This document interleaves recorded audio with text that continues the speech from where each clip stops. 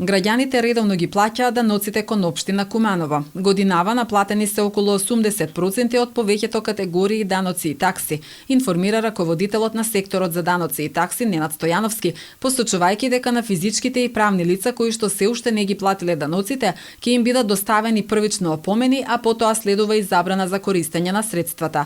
Собраните приходи по разни основи влегуваат во општинскиот буџет.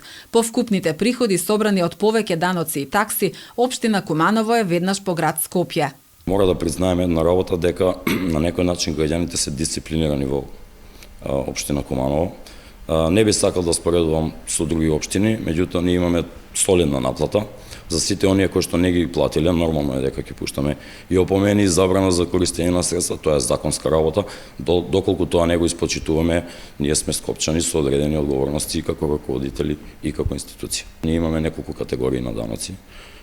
Основни носечки приходи, и тоа се оние кои што ние ги администрираме, се данокот на имот на физички лица, даноци на имот на правни лица, тука е комунална такса за фирма, односно назив за дело на просторија или популарно наречена фирмарина, како и закон за даноци на имот на физички лица.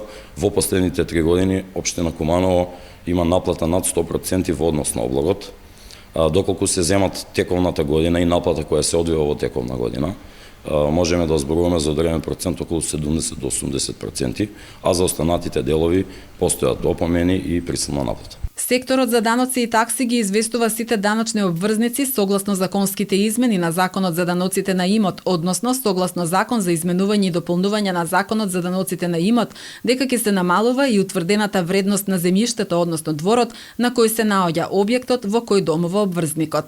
Ги известуваме граѓаните согласно новата законска измена, која настапи на 6.7.2021 година, а се однесува во дел на измена и дополна на дел на Закон за даноци на имот, каде што и дворното место, односно земјиштето кај што се наоѓа објектот кај што се домува, според новиот закон се намалува за 50% и според стапката која што ние имаме утврдена на одлука на Совет на 0,1%, тоа би значило намалување и на утврдено земјишно земјиште за 50%, односно по стапка од 0,5%.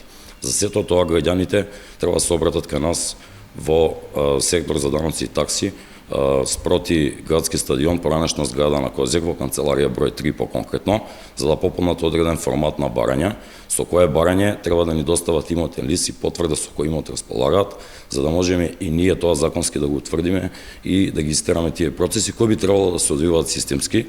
Тоа е делот кој претходно не бил зафатен со овој закон.